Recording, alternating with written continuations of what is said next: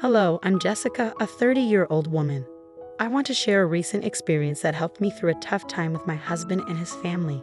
This happened a few months ago, and even though things have calmed down, I'm still working through the emotions. I think talking about it might help me heal. Let's go back 3 years when I made a big decision, marrying my boyfriend Tyler. We met through friends and had 3 great years together before getting married. Tyler was fun, caring, and loving. He came from a wealthy family and had a good job, so he often bought me gifts and showed me affection.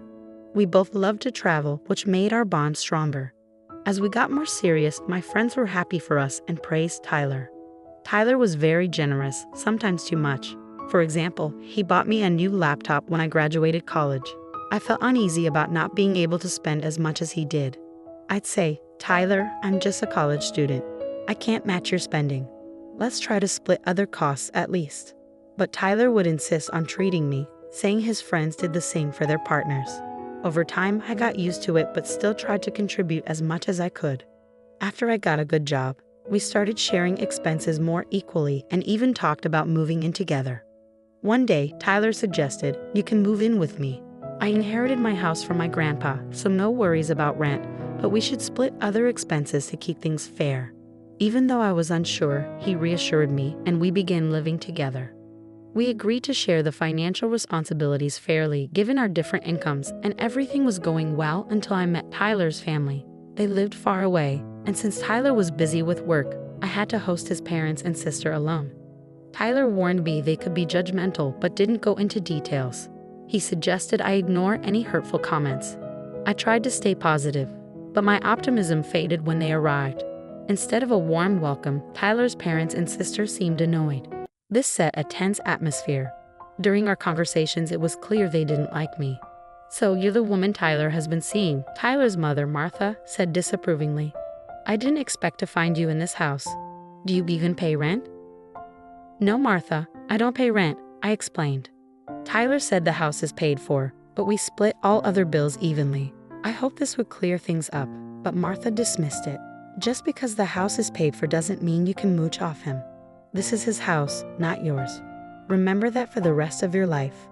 The conversation got more uncomfortable, especially with Tyler's sister, Teresa, who glared at me more than she talked.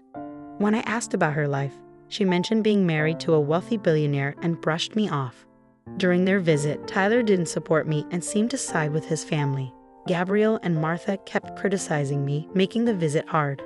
They disapproved of my spending on makeup and skincare, saying it was wrong since they thought I didn't contribute enough financially. Tyler's comments didn't help. He'd say things like, "Jessica was a struggling student when we first met," implying I depended on him a lot, which wasn't entirely true. He'd mention how he paid for everything early on because my job didn't cover my taste for luxury. I was shocked and reminded him we now split our bills equally.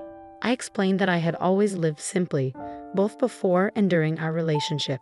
Any luxury items I had were gifts from Tyler, which I often told him not to buy because they were too extravagant. Tyler justified his spending by saying his social status required him to give fancy gifts, showing that his generosity was more about impressing his friends than caring for me. After his family left, I confronted Tyler about how they treated me. Unfortunately, he brushed it off. "Don't take it to heart, Jessica. They meant well. You're overreacting," he said, dismissing my concerns. Despite my doubts, Tyler proposed 5 months later, and I happily accepted. We planned an engagement party and split the costs. I was running a small side business that Tyler knew about but never asked much about. For me, it was more of a fulfilling hobby than a big money maker. When it was time to organize our engagement party, I decided to treat myself a bit, and Tyler supported the idea. We shared the expenses, and I even covered plane tickets for my extended family. However, during the party, the criticisms resurfaced. "You shouldn't have spent so much on this party, Jessica," Martha said. "You're draining Tyler's account before you're even married.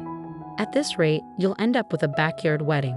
I thought you were financially irresponsible, but it's worse than I thought." I stood my ground, saying the party was extravagant, but we both agreed to it.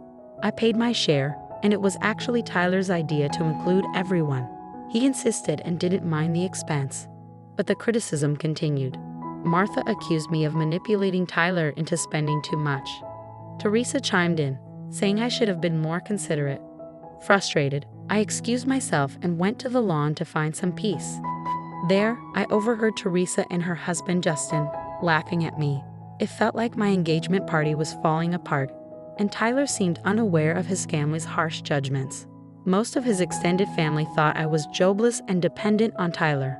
My mom, noticing my distress, approached me and suggested I reconsider the engagement due to the ongoing mean comments from Tyler's family. After the party, I confronted Tyler about the situation.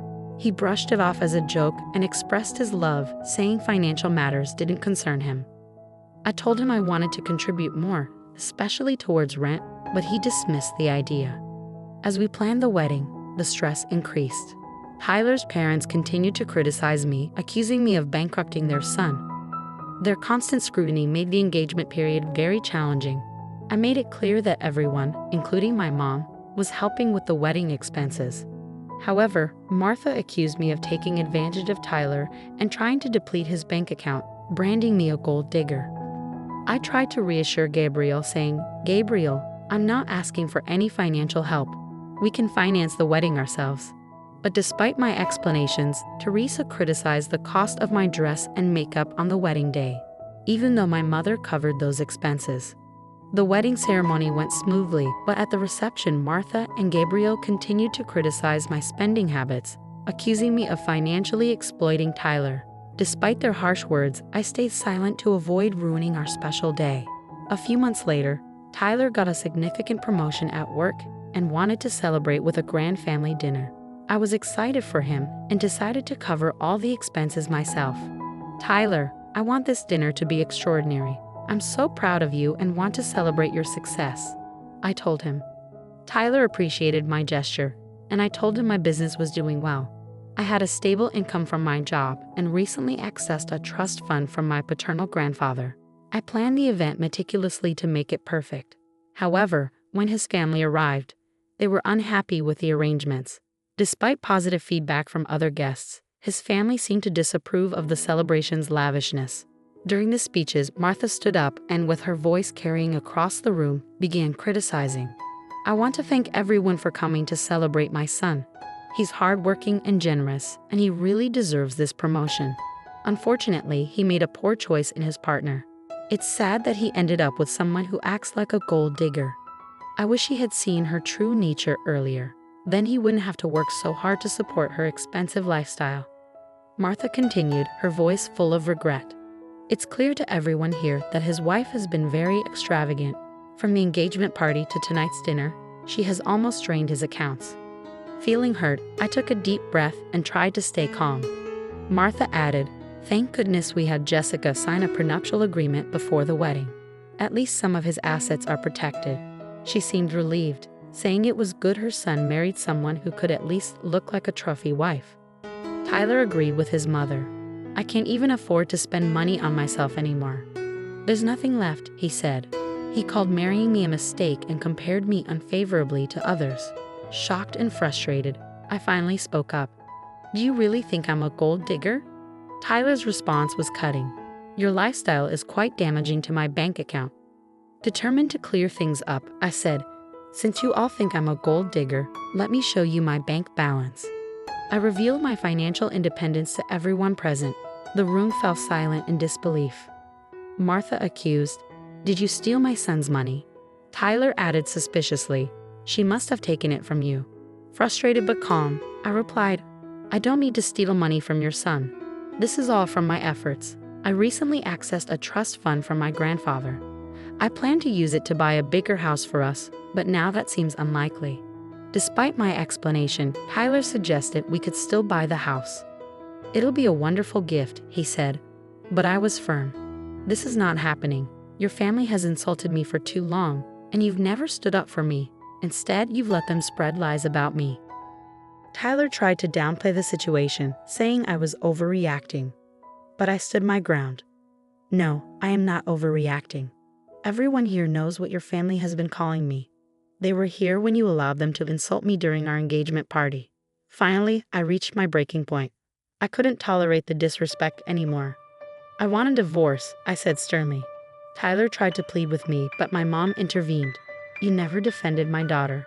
It's time she ends this toxic relationship, she declared.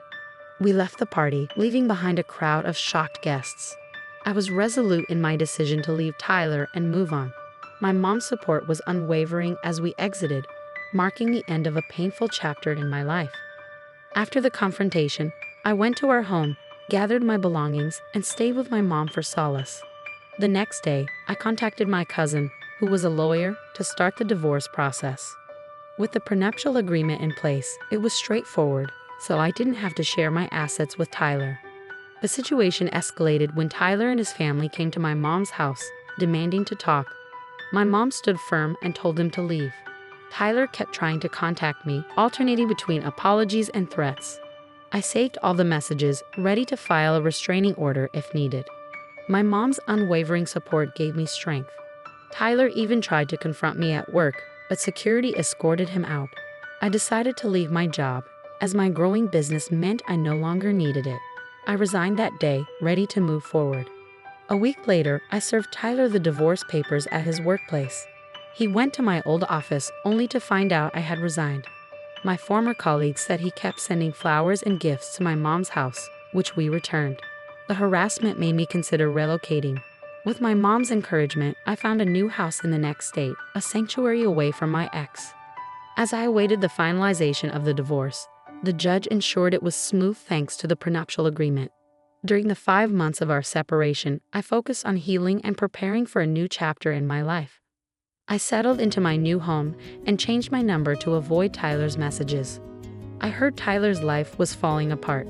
He blamed his parents for our breakup and faced setbacks at work. His colleagues distanced themselves, and his seniors were unhappy with the negative publicity. His parents spread infidelity rumors, but they didn't gain traction. In contrast, my life began to flourish. I focused on my business and enjoyed my newfound freedom.